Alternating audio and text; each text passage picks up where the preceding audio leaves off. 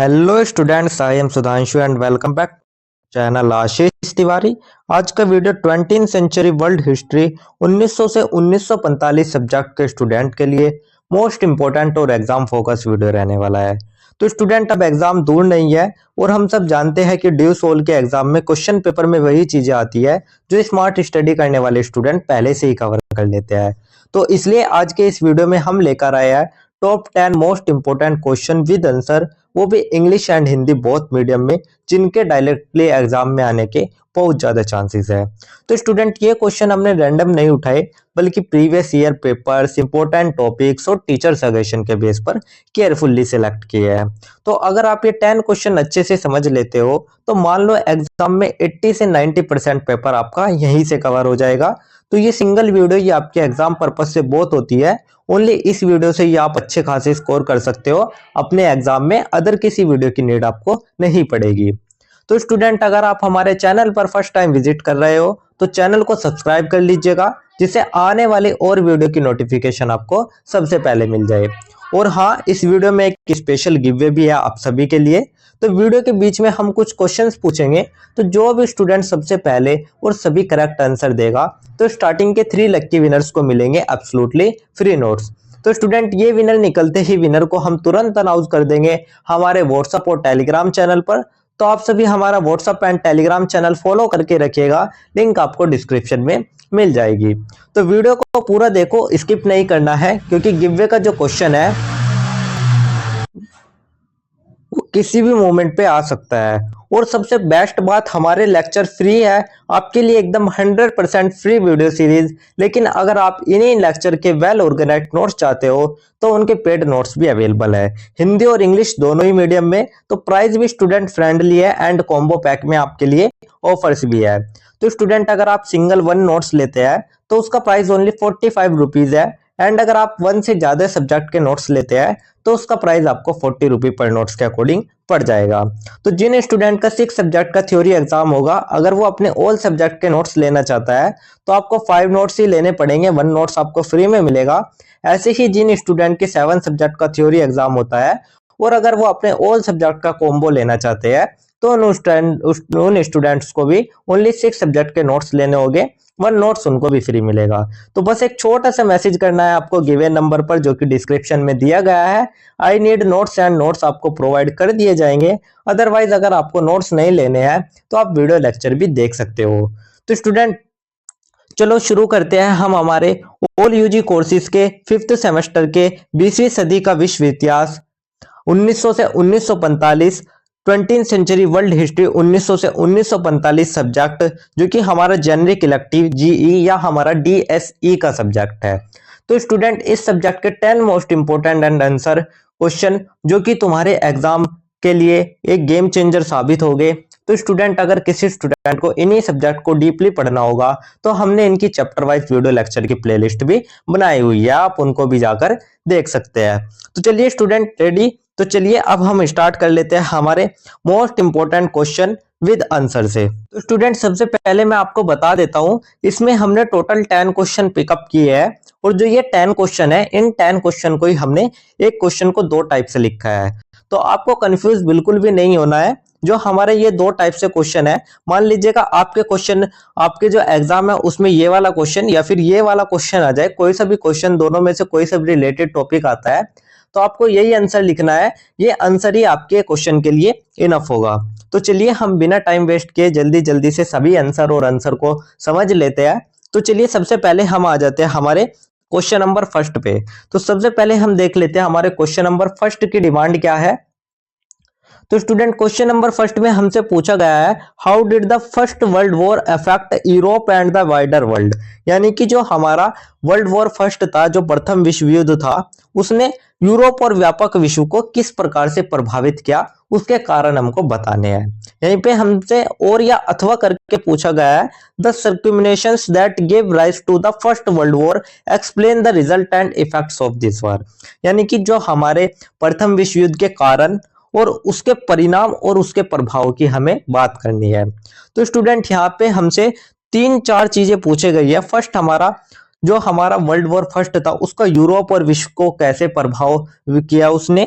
Second हमारा यहाँ पर प्रथम विश्व युद्ध के कारण, उसके परिणाम और उसके प्रभावों के बारे में पूछा गया है। तो चलिए इस जो ये क्वेश्चन है, इस क्वेश्चन का आंसर लिख लेते हैं। और स्टूडेंट इसका जब हम आंसर लिखेंगे तो इसके आंसर में हम सबसे पहले लिखेंगे हमारा एक छोटा सा इंट्रोडक्शन, यानी कि एक छोटा सा परिचय। तो स्टूडेंट परिचय या इंट्रोडक्शन में हम लिखेंगे the first world war was fought from 1914 to 1980 and is considered the most destructive war in modern history। यानी कि स्टूडेंट जो हमारा ये 1914 की दुनिया थी, वहां पर हमारे यूरोप की महाशक्तियां एक दूसरे के खिलाफ खड़ी थी।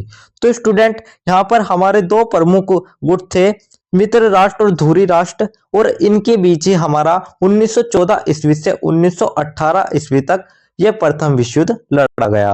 तो स्टूडेंट ये जो युद्ध था, इसका जो शुरुआत हुई थी वो साराजेवो में ऑस्ट्रिया के युवराज ओंडेक फ्रोंज फर्डिनेंड की हत्या से हुई थी। तो यहाँ पर यूरोप की महाशक्तियां एक दूसरे के खिलाफ खड़ी थी, जहां पर राष्ट्रवाद, साम्राज्यवाद और सैन्यवाद ने मिलकर एक ऐसी आग को जन्म दिया जिसने करोड़ों सपने राख हो गए। तो स्टूडेंट इसके पीछे कई राजनीतिक, आर्थिक और साम्राज्यवादी कारण छिपे थे। उन सभी कारणों को हम देख लेते हैं। तो ये तो हमारा एक छोटा सा इंट्रोडक्शन, एक छोटा सा परिचय हो गया। परिचय के बाद जो हमारा नेक्स्ट टॉपिक आता है वो हमारा मेन बॉडी यानी कि मुख्य भाग का आता है। तो स्टूडेंट अब हम बात कर लेते हैं मुख्य भाग की। मुख्य भाग में अगर हम सबसे पहले बात करें circumstances that gave rise to the first world war, यानी कि प्रथम विश्व युद्ध को जन्म देने वाली क्या क्या परिस्थितियां थी, उन स्थितियों को हम देख लेते हैं। तो सबसे पहले हम देखेंगे राइज ऑफ नेशनलिज्म, यानी कि राष्ट्रवाद को उभार। तो the spirit of nationalism was growing rapidly in various European countries, especially in Germany, Italy and Balkan region। तो स्टूडेंट जर्मनी, इटली, फ्रांस, रूस, हर कोई अपने देश को सबसे शक्तिशाली बनाना चाहता था। बाल्कन क्षेत्र में तो छोटा सा चिंगारी भी युद्ध बना सकती थी। तो स्टूडेंट यूरोप में जो ये भावना थी राष्ट्रवाद की बहुत ज्यादा बढ़ रही थी, जिससे कि एक दूसरे पर प्रभुत्व की जो होड़ है वो तेज होती चली गई। तो ये तो हमारा राइज ऑफ नेशनलिज्म हो गया। इसके बाद जो हमारा सेकंड टॉपिक आता है वो हमारा आता है इंपेरियलिस्ट रिवलरी, यानी कि साम्राज्यवादी प्रतिस्पर्धा।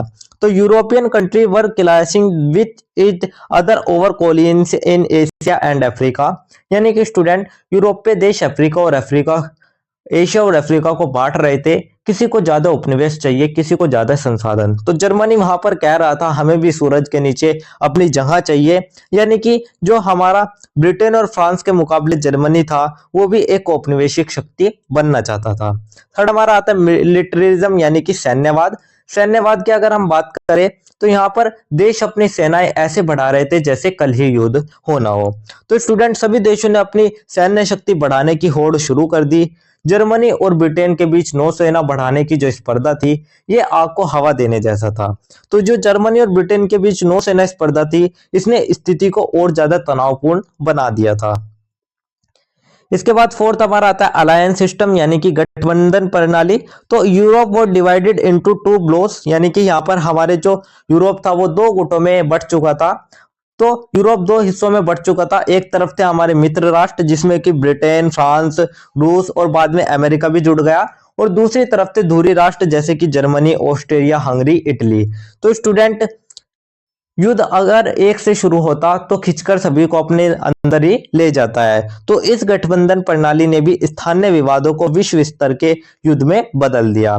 तो यही था हमारा अलायंस सिस्टम। इसके बाद फिफ्थ हमारा आता है इमीडिएट कॉज, यानी कि तत्कालीन कारक। तो on 28 June 1914 the assassination of archduke Franz Ferdinand of Australia at Sarajevo acted as a spark that set off the war, यानी कि स्टूडेंट फ्रांज फर्डिनेंड की हत्या ने बस उस सब बारूद में चिंगारी डाल दी और देखते ही देखते जो पूरा यूरोप था वो जल उठा था।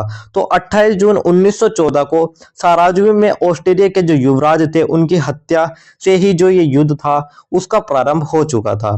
तो स्टूडेंट यही थे हमारे युद्ध के प्रारंभिक या आप कह सकते हैं परिस्थितियां ऐसी जिसने युद्ध को जन्म दिया। इसके बाद जो हमारा नेक्स्ट टॉपिक आता है वो हमारा आता है रिजल्टेंट इफेक्ट्स ऑफ द वार, यानी कि युद्ध के परिणाम और उसके प्रभाव को लेकर। तो देख लेते हैं क्या क्या इस युद्ध के परिणाम हुए। तो सबसे पहला आता है ह्यूमन लॉस एंड डिस्ट्रक्शन, यानी कि मानव हानि और विनाश। तो around 10 million people were killed and many more were bounded. यानी कि स्टूडेंट 1 करोड़ से ज्यादा लोग इसमें मारे गए, लाखों लोग अपंग हुए और पूरा यूरोप खंडर बन चुका था। तो सारे शहर और उद्योग भी ध्वस्त हो चुके थे यूरोप के। सेकंड आता है पॉलिटिकल इम्पैक्ट, यानी कि राजनीतिक प्रभाव क्या पड़े। तो 4 बड़े साम्राज्य खत्म हो गए जो कि हमारे थे जर्मन साम्राज्य, ऑस्ट्रिया हंगरी, रूस का जार और तुर्की का ओटोमन साम्राज्य। तो इससे जो नई राष्ट्र सीमाएं है वह बनी और जो लोकतांत्रिक शासन की प्रवृत्ति थी वो भी बढ़ने लगी। थर्ड हमारा आता है इकोनॉमिक इम्पैक्ट, यानी कि आर्थिक प्रभाव। तो स्टूडेंट यूरोप गरीब होता चला गया, अमेरिका धनी और शक्तिशाली बन गया। तो यही वो दौर था जब अमेरिका सुपर पावर बनने लगा था। तो यूरोपीय देश की जो अर्थव्यवस्था थी वो तो बर्बाद हो गई थी और अमेरिका एक आर्थिक शक्ति के रूप में उभर चुका था। इसके बाद फोर्थ हमारा आता है सोशल इंपैक्ट, यानी कि सामाजिक प्रभाव। तो people values thought and society underwent major changes, यानी कि स्टूडेंट औरतें पहले बड़ी संख्या में फैक्ट्रियों में काम करने लगी, उनकी जो भूमिका थी वो बदलने लगी और समाज बदलने लगा।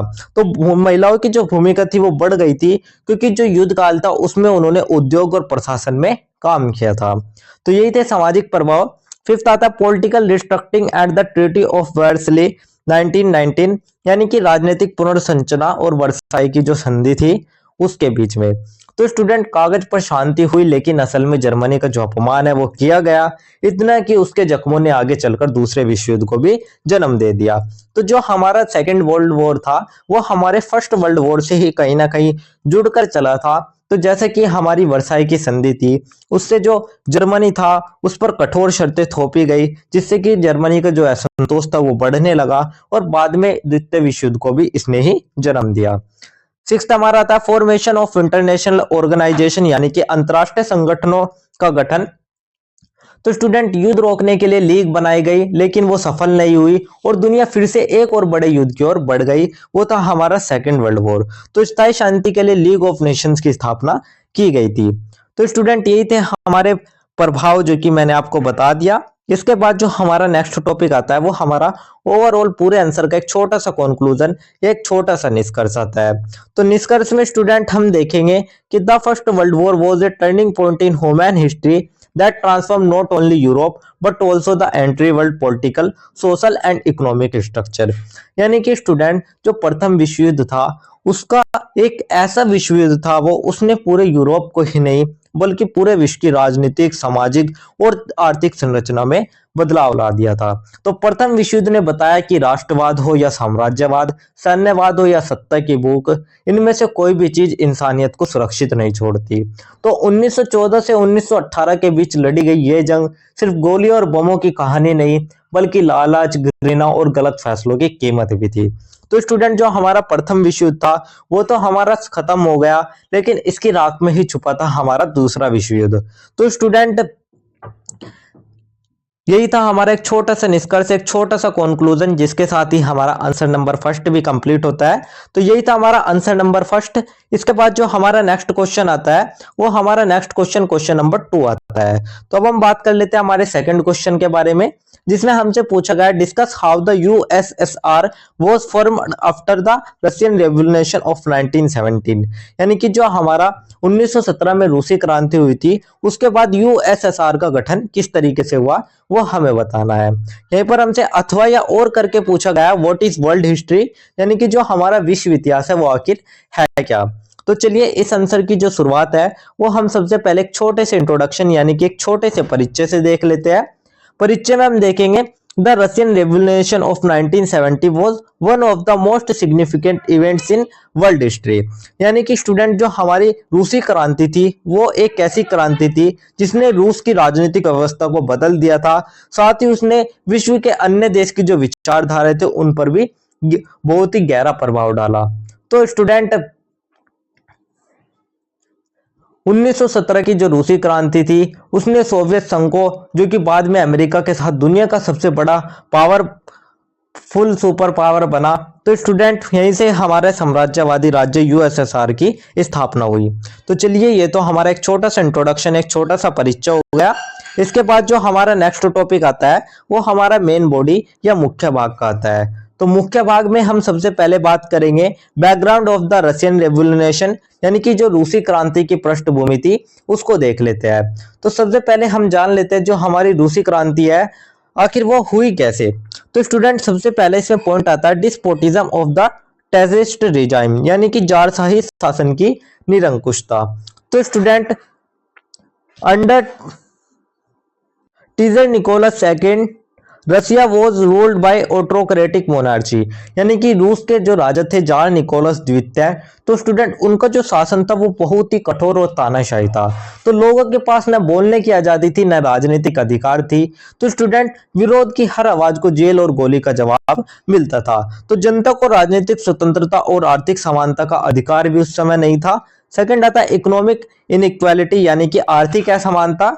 तो स्टूडेंट जो रूस था वो हमारा दो हिस्सों में बटा था। एक तरफ बड़े बड़े जमींदार थे और दूसरी तरफ जो हमारे गरीब किसान थे जिनके पास खाने को पैसा तक नहीं था और मजदूर फैक्ट्रियों में 14 से 16 घंटे काम करते थे। तो स्टूडेंट काम करने के बावजूद भी उन्हें मिलते थे कमाई के कुछ सिक्के। तो इसलिए स्टूडेंट सारा जो धन था वो गिने चुने कुलीन वर्ग के पास जमा हुआ था। तो स्टूडेंट यही था आर्थिक असमानता। थर्ड हमारा आता है miserable condition of industrial workers, यानी कि औद्योगिक मजदूरों की जो दयनीय स्थिति उसको हम देख लेते हैं। तो student factory worker hard work long hours very low wage, यानी कि जैसे कि मैंने अभी आपको बताया जो मजदूर थे वे फैक्ट्रियों में 14 से 16 घंटे काम करते थे और कमाई सिर्फ कुछ सिक्कों के ही उनको मिलते थे। तो उनका जो वेतन था वो बहुत ही कम था उस समय। फोर्थ हमारा था फर्स्ट वर्ल्ड वॉर 1914 से 1918, यानी कि जो हमारा प्रथम विश्व युद्ध हुआ था 1914 और 1918 के बीच में। तो 1914 का जो युद्ध था रूस के लिए विनाश बनकर आया था। लाखों सैनिक मारे गए, खास संकट बढ़ गया और जनता ने कहा कि अब बहुत हुआ और उनके बीच में एक असंतोष फैल गया जिससे कि जो हमारी रूसी क्रांति है उसको जन्म मिला। तो स्टूडेंट यही था हमारा एक मुख्य भाग रूसी क्रांति की पृष्ठभूमि का। इसके बाद जो हमारा नेक्स्ट टॉपिक आता है वो हमारा आता है the revolution of 1970 and the formation of the USSR, यानी कि 1917 की क्रांति और यूएसएसआर का गठन कैसे हुआ उसको हम देख लेते हैं। तो स्टूडेंट जो हमारी 1917 की क्रांति थी ये हमारी दो रूप में आई। फर्स्ट हमारा फरवरी रेवोल्यूशन, यानी कि फरवरी क्रांति, और सेकंड हमारी अक्टूबर क्रांति। तो स्टूडेंट सबसे पहले हम जान लेते हैं हमारे फरवरी रेवोल्यूशन के बारे में। तो in Petrograd now Saint Petersburg people revolt against tsar Nicholas second, यानी कि स्टूडेंट जो हमारा पेट्रोग्राड है जिसे कि हम अब सेंट पीटर्सबर्ग के नाम से जानते थे। तो स्टूडेंट उसमें जनता ने यार निकोलस द्वितीय के खिलाफ युद्ध किया था। तो साल 1917 पेट्रोग्राड की सड़कों पर भीड़ उमड़ पड़ी। नारा था रोटी दो युद्ध खत्म करो। तो दबाव इतना बढ़ा कि जो जार निकोलस सेकंड था उसको गद्दी छोड़नी पड़ी और बनी एक अस्थायी सरकार, लेकिन ये सरकार भी जनता की उम्मीदों पर खड़ी नहीं उतरी। तो स्टूडेंट यही थी हमारी फरवरी क्रांति। इसके बाद सेकंड है हमारी अक्टूबर रेवोल्यूशन, यानी कि अक्टूबर क्रांति। तो स्टूडेंट अब एंट्री होती है हमारे व्लादिमीर लेनिन की। तो एक ऐसा नेता जिसकी आंखों में एक ही सपना था, मजदूर और किसानों का राज। तो स्टूडेंट जो हमारे लेनिन थे उन्होंने नारा दिया सारी सत्ता सोवियतों को, सोवियत मतलब मजदूरों और किसानों की स्थानीय समिति को। तो स्टूडेंट 25 अक्टूबर 1917 की रात बोल्शेविकों ने हथियार उठा लिए, वेटर पैलेस पर कब्जा कर लिया और अस्थायी सरकार गिर गई और दुनिया ने पहली बार ऐसा साम्यवादी शासन देखा। तो स्टूडेंट इससे जो रूस था उसमें भी समाजवादी शासन की शुरुआत हुई। तो यही थी हमारी अक्टूबर क्रांति। इसके बाद जो हमारा थर्ड पॉइंट आता है वो हमारा आता है civil war and centralisation of power, यानी कि गृह युद्ध और सत्ता का केंद्रीकरण को लेकर। तो 1918 से 1921 तक रूस में गृह युद्ध छिड़ गया। बोल्शेविक जिन्हें की रेड आर्मी के नाम से भी जाना जाता है और उनके जो विरोधी थे जिन्हें कि हम कहते हैं व्हाइट आर्मी। तो स्टूडेंट इनके बीच एक गृह युद्ध छिड़ गया और ये जो लड़ाई थी ये सिर्फ सत्ता की नहीं बल्कि एक विचारधारा की भी थी। तो स्टूडेंट अंत में जो लेनिन की जो रेड आर्मी थी वो जीत गई और सत्ता पूरी तरह बोल्शेविकों के हाथों में आ गई थी। तो यही था हमारा गृह युद्ध और सत्ता का केंद्रीकरण। इसके बाद हमारा फोर्थ आता है फॉर्मेशन ऑफ द यूएसएसआर 1922, यानी कि यूएसएसआर का गठन 1922। तो स्टूडेंट दिसंबर 1922 एक ऐतिहासिक दिन था। रूस, यूक्रेन, बेलारूस और ट्रांसकाकेशिया को मिलाकर बना union of Soviet socialist republics, जिसे हम यूएसएसआर के नाम से भी जानते हैं। तो स्टूडेंट, ये दुनिया का पहला ऐसा देश था जहां पर जमींदारी खत्म, फैक्ट्री राज्य के हाथ में और बैंक राष्ट्रीयकृत और सभी को बराबर के अधिकार थे। तो ये एक नए सिस्टम समाजवाद की शुरुआत थी। तो स्टूडेंट, यहाँ पर उत्पादन के साथ धन राज्य के नियंत्रण में लाए गए और समानता पर आधारित शासन लागू किया गया। तो यही था हमारा यूएसएसआर का गठन। तो स्टूडेंट, यही था हमारा 1917 की क्रांति और यूएसएसआर का गठन। इसके बाद जो हमारा नेक्स्ट टॉपिक आता है वो हमारा आता है सिग्निफिकेंस इन वर्ल्ड हिस्ट्री, यानी कि विश्व इतिहास की दृष्टि से इसका क्या महत्व था। तो the Russian revolution of 1970 is crucial in world history because it give a strong boost to socialist ideology against capitalism. यानी कि स्टूडेंट, 1917 की जो ये हमारी रूसी क्रांति थी, ये सिर्फ एक देश की कहानी नहीं बल्कि एक विचार की जीत भी थी। इसने दुनिया भर के मजदूर आंदोलनों को प्रेरित किया जो हमारे चीन, क्यूबा, वियतनाम जैसे देशों में थे। यहाँ पर ये जो क्रांति थी ये आदर्श बनी और आगे चलकर ही इसने यूएसएसआर अमेरिका के सामने एक महाशक्ति बनकर ये उभरी। तो कई देशों में मजदूर आंदोलन और स्वतंत्रता संघर्षों को भी इनसे प्रेरणा मिली, जैसे कि चीन हो गया, क्यूबा हो गया, वियतनाम हो गया। तो यही था हमारा विश्व इतिहास की दृष्टि से महत्व। इसके बाद जो हमारा नेक्स्ट टॉपिक आता है वो हमारा ओवरऑल पूरे आंसर का एक छोटा सा कंक्लूजन या एक छोटा सा निष्कर्ष आता है। तो निष्कर्ष में हम देखेंगे the Russian revolution of 1970 not only change the course of Russian history but also reshape the direction of world history. यानी कि स्टूडेंट, जो हमारे 1917 की रूसी क्रांति थी, ये एक ऐसी क्रांति थी जिसने एक साम्राज्य को गिराकर दुनिया का पहला साम्राज्यवादी राष्ट्र बनाया, यूएसएसआर। तो इसके साथ शुरू हुआ एक नया युग जिससे शीत युद्ध, सुपर पावर और विचारधाराओं के लड़ाई का युग कहा जाता है। तो स्टूडेंट, इससे ही हमारा जो यूएसएसआर था उसका 1922 में गठन हुआ और इसी प्रकार से जो घटना थी यह हमारे विश्व इतिहास के लिए बहुत ही जरूरी बन जाती है, जिसने कि हमारी 20वीं सदी की राजनीति को एक नई दिशा प्रदान करी है। तो यही था हमारा एक छोटा सा निष्कर्ष, एक छोटा सा कंक्लूजन, जिसके साथ ही हमारा आंसर नंबर 2 भी कंप्लीट होता है। तो यही था हमारा आंसर नंबर 2। इसके बाद जो हमारा नेक्स्ट क्वेश्चन आता है स्टूडेंट, वो हमारा क्वेश्चन नंबर 3 आता है। तो अब हम बात कर लेते हैं हमारे क्वेश्चन नंबर 3 के बारे में। क्वेश्चन नंबर 3 में हमसे पूछा गया what was the role of the comedian of socialist debates, यानी कि जो हमारे कॉमेडियन थे उनकी समाजवादी बहसों में क्या भूमिका थी। यहीं पर हमसे और या अथवा करके पूछा गया है what is the concept of socialism, explain the theory of historical materialism, यानी कि समाजवाद क्या है और ऐतिहासिक भौतिकवाद के सिद्धांत के बारे में हमें यहाँ पर बताना है। तो चलिए इस क्वेश्चन का जो आंसर है वो हम लिख लेते हैं और इसके आंसर में भी हम सबसे पहले एक छोटा सा इंट्रोडक्शन यानी कि एक छोटा सा परिचय लिखेंगे। परिचय में हम लिखेंगे in the late 19th and early 20th century when capitalism and firmly established itself socialism emerged as an alternative ideology opposing it। यानी कि स्टूडेंट, आप मान लीजिएगा जो हमारा 19वीं शताब्दी का अंत था और 20वीं शताब्दी का प्रारंभ था, तो ये हमारा एक ऐसा समय था जिस समय पर समाजवाद एक वैकल्पिक विचारधारा के रूप में उभरा था। तो यहाँ पर जो स्टूडेंट, जो समाजवाद था उसका मूल उद्देश्य था समानता पर आधारित समाज की स्थापना, यानी कि socialism was to establish a society based on equality.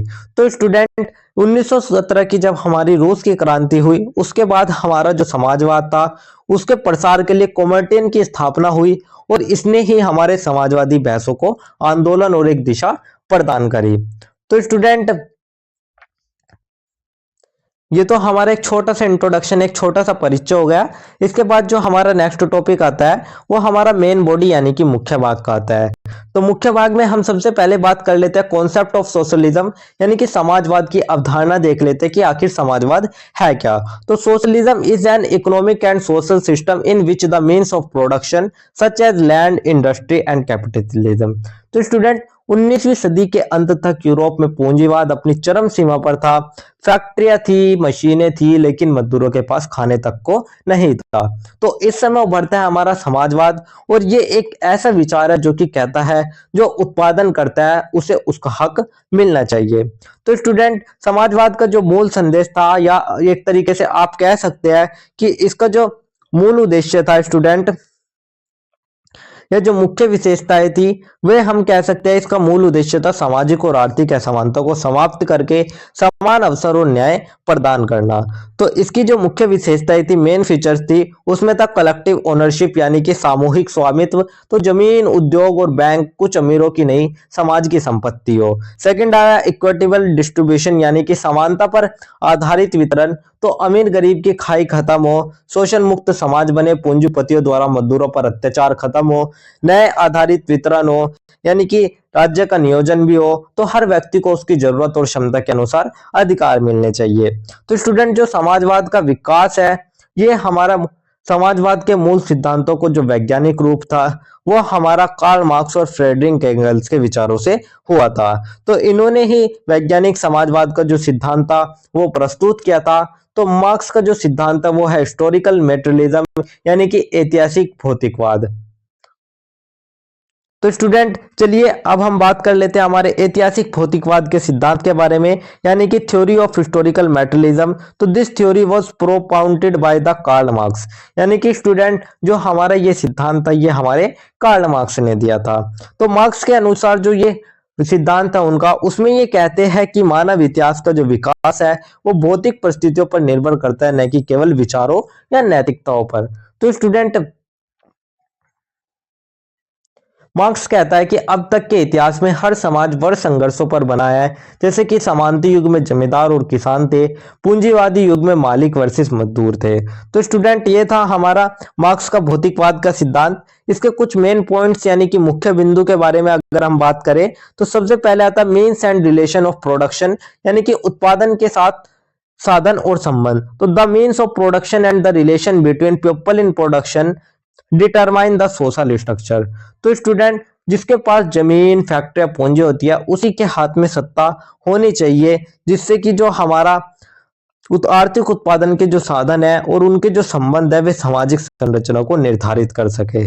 Second आता है क्लास स्ट्रगल यानी कि वर्ग संघर्ष। तो स्टूडेंट जो इतिहास का हर वर्ग था, चाहे पूंजीपति वर्ग हो या मजदूर वर्ग हो, इनके बीच पहले से ही हमारा जो संघर्ष है वो चलता आ रहा है। थर्ड हमारा आता है रेवोल्यूशन एंड चेंज यानी कि क्रांति और परिवर्तन। तो स्टूडेंट जब हमारे जो उत्पादन संबंध है वे पुराने हो जाते हैं तो ये एक नए आर्थिक संबंधों से टकराते हैं, तो वहां पर ही हमारी क्रांति होती है और समाज को जो ढांचा है वो बदल जाता है। उदाहरण के लिए अगर आप एग्जाम्पल देखें तो समांती समाज से पूंजीवादी समाज का जन्म और आगे पूंजीवादी समाज से समाजवादी समाज का उदय। तो स्टूडेंट आप एक तरीके से कह सकते हैं जैसे कि जब उत्पादन के साथ साधन नए हो जाते हैं और पुरानी व्यवस्था काम नहीं करती तो समाज बदलने लगता है और तभी आती है हमारी क्रांति। तो स्टूडेंट इस सिद्धांत के अनुसार या हम कह सकते हैं कि जो मार्क्स का सपना था वो एक ऐसी दुनिया थी जहां न कोई अमीर हो न कोई गरीब, सबके लिए समान अवसर हो। तो यहाँ पर समाजवाद मानव विकास की एक अनिवार्य अवस्था है जो कि वर्गहीन और शोषण मुक्त समाज की स्थापना करता है। तो स्टूडेंट यही था हमारा ऐतिहासिक भौतिकवाद का सिद्धांत। इसके बाद जो हमारा नेक्स्ट टॉपिक आता है वो हमारा आता है role of the comedian in socialist debates यानी कि समाजवादी बहसों में कॉमेडियन की क्या भूमिका थी। पहले हम जान लेते हैं इसके इस्टेब्लिशमेंट के बारे में यानी कि स्थापना के बारे में। तो द कॉमेडियन जिसे हम कम्युनिस्ट इंटरनेशनल भी कहते हैं वो establish in 1919 by Vladimir Lenin यानी कि 1917 की रूसी के क्रांति के बाद जो लेनिन थे वे चाहता था कि समाजवादी सिर्फ रूस तक न रहे बल्कि पूरी दुनिया में फैले। तो इसलिए 1919 में उन्होंने कॉमेडियन जिसे हम कम्युनिस्ट इंटरनेशनल के नाम से भी जानते हैं यानी कि आप एक तरीके से कह सकते हैं अंतरराष्ट्रीय साम्यवादी संगठन। तो ये जो हमारा जो ये संगठन था इसका उद्देश्य था या इसका लक्ष्य था दुनिया के मजदूर आंदोलनों को जोड़ना। तो एक देश में क्रांति हो सकती है तो दूसरे देश में क्यों नहीं। तो इसका उद्देश्य विश्व भर के समाजवादी और साम्यवादी आंदोलनों को एकजुट करना था। तो मेन ऑब्जेक्टिव मुख्य उद्देश्य के अगर हमने जैसे अभी बात करें तो ये पूंजीवादी शासन के खिलाफ वैश्विक मजदूर वर्ग को संगठित करना था। To promote socialist revolution of world wide. तो विभिन्न देशों में साम्यवादी पार्टियों को इसने मार्गदर्शन दिया। तो कॉमेडियन उन्हें बताता था कि क्रांति कैसे लानी है, पूंजीवादी सरकारों से कैसे लड़ना है। तो स्टूडेंट ये तो हमारा मुख्य उद्देश्य हो गया। इसके बाद हम बात कर लेते हैं कंट्रीब्यूशन ऑफ सोशलिस्ट डिबेट्स यानी कि समाजवादी बहसों में क्या योगदान था। तो स्टूडेंट जो हमारे कॉमेडियन थे वे बताते थे कि समाजवाद केवल मजदूर वर्ग के नेतृत्व में ही सफल हो सकता है, और इन्होंने हमारे सुधारवादी समाजवाद की आलोचना करी। कॉमेडियन कहता था कि धीरे धीरे बदलाव नहीं, पुरानी व्यवस्था को जड़ से उखाड़ना जरूरी है। तो वे केवल क्रांतिकारी समाजवाद को सही मानते थे, और इसका भारत में भी कम्युनिस्ट पार्टी ऑफ इंडिया का गठन कम्युनिटी के वैचारिक प्रभाव की एक देन था। चीन, जर्मनी, वियतनाम, क्यूबा, दुनिया में कई देशों में उसी ने समाजवादी आंदोलनों को दिशा दी। तो विश्व स्तर पर समाजवाद के स्वरूप, उसकी रणनीति और संगठन पर गहरी बहसों को इसने जन्म दिया। तो यही था हमारा समाजवादी बहसों में योगदान। इसके बाद जो हमारा नेक्स्ट टॉपिक आता है वो हमारा इम्पैक्ट यानी कि प्रभाव को लेकर आता है।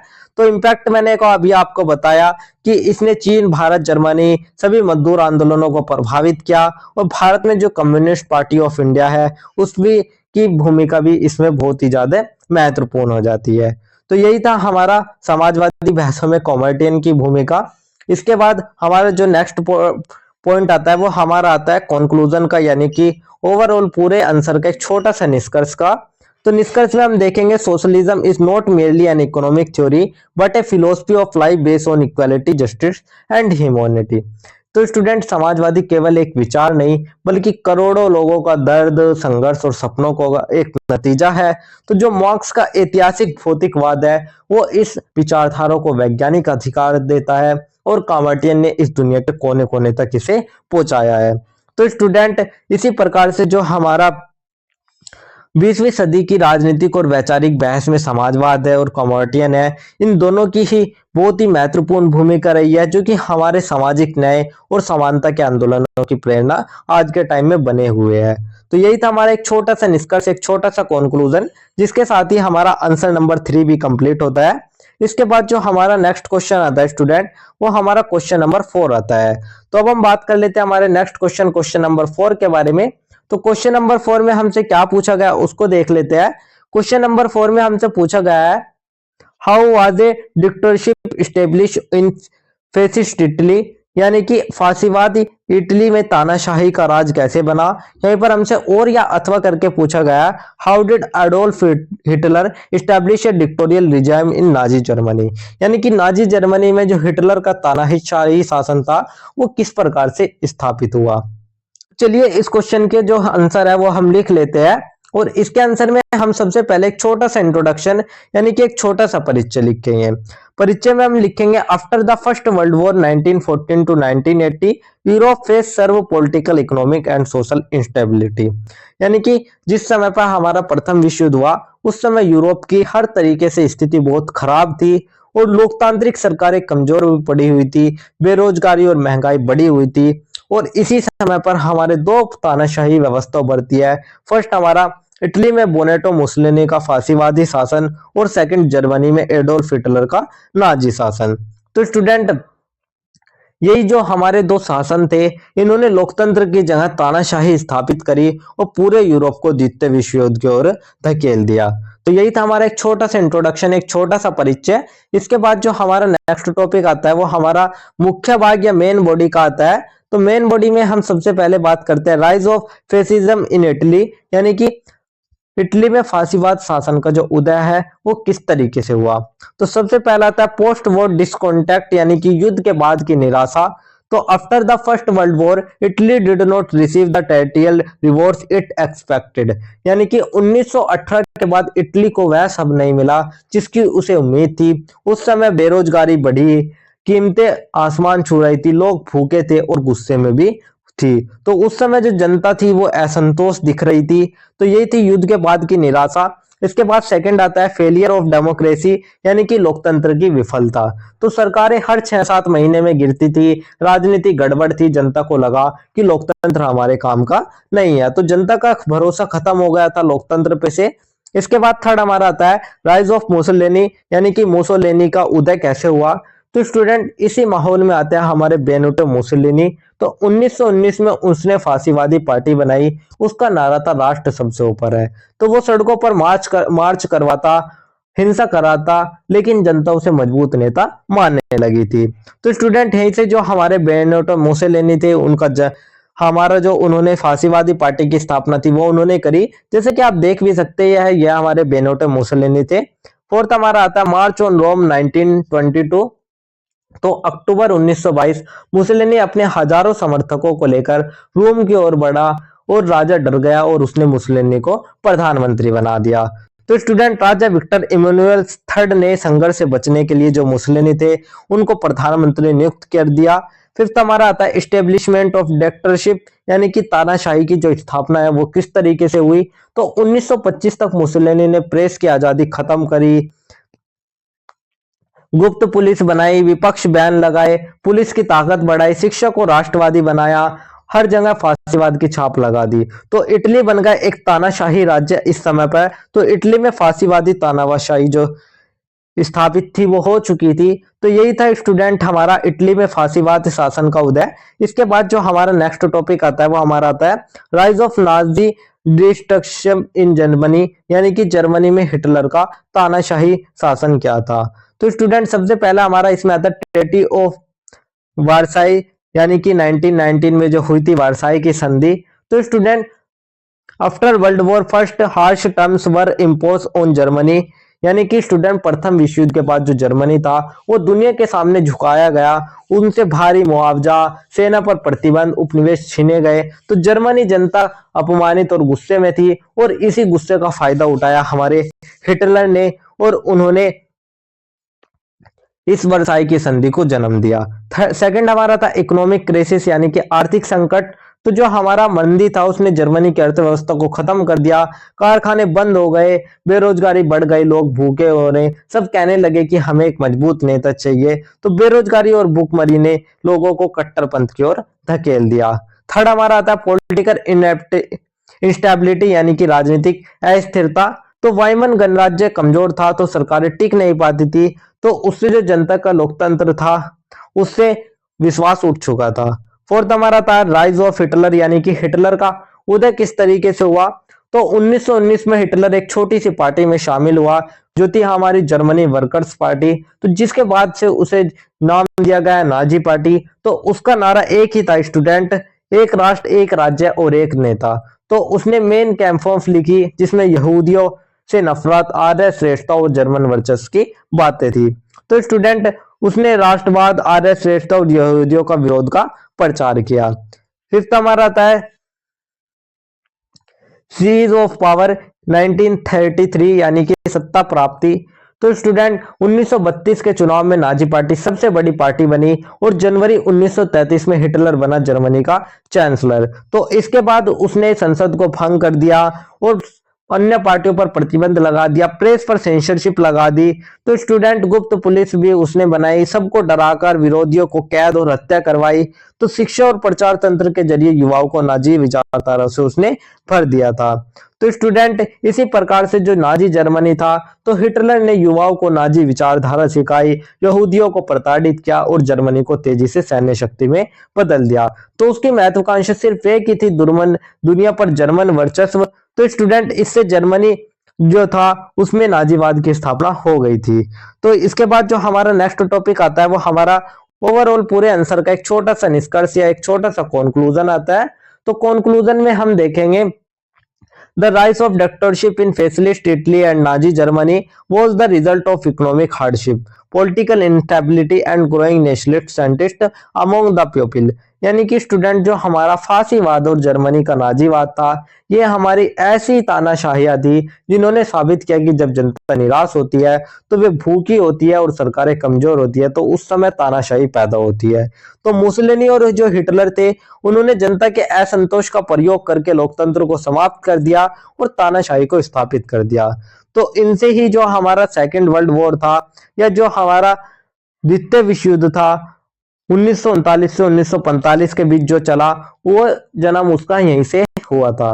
तो स्टूडेंट यही था हमारा एक छोटा सा निष्कर्ष, एक छोटा सा कंक्लूजन, जिसके साथ ही हमारा आंसर नंबर 4 भी कंप्लीट होता है। तो यही था हमारा आंसर नंबर 4। इसके बाद जो हमारा नेक्स्ट क्वेश्चन आता है वो हमारा क्वेश्चन नंबर 5 आता है। तो अब हम बात कर लेते हैं हमारे नेक्स्ट क्वेश्चन नंबर 5 के बारे में। तो क्वेश्चन नंबर 5 में हम देख लेते हैं हमसे क्या पूछा गया है। तो क्वेश्चन नंबर 5 में हमसे पूछा गया है what were the main causes of second world war, यानी कि द्वितीय विश्व युद्ध के कारण यहीं पर हमसे और या अथवा करके पूछा गया, describe the causes the consequence of the second world war, यानी कि उनके कारण और परिणामों के बारे में हमें लिखना है। तो चलिए इस क्वेश्चन का जो आंसर है वो लिख लेते हैं, और इसके आंसर में भी हम सबसे पहले एक छोटा सा इंट्रोडक्शन, एक छोटा सा परिचय लिखेंगे। परिचय में हम लिखेंगे the second world war 1939 to 1945 was the most terrible and destructive war in human history. तो स्टूडेंट ये जो हमारा युद्ध था ये ब्रिटेन, फ्रांस, रूस और जर्मनी, इटली, जापान के बीच में लड़ा गया था। तो ये जो हमारा युद्ध था ये केवल यूरोप तक ही नहीं बल्कि हमारे पूरे विश्व में फैल चुका था। तो इसमें करोड़ों लोगों की जान भी गई और जान मान की भी बहुत ही हानि हुई। तो पूरी विश्व व्यवस्था को इसने युद्ध ने बदल कर रख दिया था। तो यही था हमारा एक छोटा सा इंट्रोडक्शन, एक छोटा सा परिचय। इसके बाद जो हमारा नेक्स्ट टॉपिक आता है वो हमारा ओवरऑल पूरे आंसर का एक छोटा सा निष्कर्ष आता है, सॉरी एक मुख्य भाग आता है। तो मुख्य भाग में हम बात करेंगे हमारे मेन बॉडी की। तो मेन बॉडी में सबसे पहला पॉइंट आता है main causes of world war second, यानी कि द्वितीय विश्व युद्ध के प्रमुख कारणों को लेकर। तो सबसे पहला आता है हार्श ट्रीटी ऑफ वर्साई, यानी कि वर्साई की संधि की कठोर शर्तें क्या थी। तो student after the first world war 1919 Germany was subjected to severe economic and military restriction, यानी कि 1919 की वर्साई संधि जर्मनी के लिए सिर्फ एक दस्तावेज ही नहीं बल्कि एक बहुत ही ज्यादा अपमान था। भारी मुआवजा, सेना कम, उपनिवेश छीने, जर्मनी को युद्ध का दोषी बताया गया। तो इस अपमान ने जर्मन जनता के मन में बदले की आग जला दी, और इस आग का जो फायदा था वो उठाया हमारे हिटलर ने, और यही था हमारा वर्साई की संधि की कठोर शर्तें। इसके बाद सेकंड आता है rise of Hitler and Nazi ideology. जैसे कि मैंने अभी आपको बताया हिटलर और नाजी विचारधारा का उदय। तो हिटलर का सपना था जर्मनी को फिर महान बनाना, और यही नारा उसने जनता के दिलों तक वो लेकर गया। तो उसकी जो विचारधारा थी आर्य श्रेष्ठता, लिबरलिज्म, यहूदी विरोध, इन सब ने यूरोप में तनाव को बढ़ा दिया था। थर्ड हमारा आता है expansionist policies of fascist Italy and Japan, यानी कि फासीवाद इटली और जापान की विस्तारवादी नीतियों को लेकर। तो मुसोलिनी अफ्रीका जीतना चाहता था, जापान एशिया पर राज करना चाहता था। तो स्टूडेंट जो इटली था उसने यूथोपिया पर कब्जा किया और जापान ने चीन पर कब्जा करना शुरू कर दिया। तो स्टूडेंट दुनिया महाशक्तियों की भूख का मैदान बन चुकी थी, तो इससे जो विश्व शांति थी वो भी खतरे में पड़ गई थी। फोर्थ हमारा आता है failure of the league of Nations, यानी कि राष्ट्र संघ की जो विफलता थी वो हमें इस समय देखने को मिली। तो युद्ध रोकने के लिए हमारा लीग ऑफ नेशंस बनाया गया था। तो जो ये हमारा लीग ऑफ नेशंस था ये ना तो हिटलर को रोक सका, ना जापान को रोक सका, और ना ही मुसोलिनी को रोक सका। तो ये पूरी तरीके से विफल साबित हो चुका। तो स्टूडेंट यही थी राष्ट्र संघ की विफलता। इसके बाद फिफ्थ आता है पॉलिसी ऑफ एप्सीसमेंट, यानी कि शांति वार्ता नीति। तो स्टूडेंट जिसे हम तुष्टिकरण नीति के नाम से भी जानते हैं। तो ब्रिटेन और फ्रांस हिटलर से युद्ध नहीं चाहते थे, इसलिए 1938 के जो म्यूनिख समझौते था उसमें उन्होंने उनकी मांगे मान ली, पर यह सिर्फ एक आग में घी डालने जैसा था, जिससे कि जो हिटलर था वो और ज्यादा खतरनाक बन गया था। तो स्टूडेंट यही था हमारा शांति वार्ता नीति। इसके बाद हमारा आता है इकोनॉमिक क्राइसिस एंड इनएम्प्लॉयमेंट, यानी कि आर्थिक संकट और बेरोजगारी।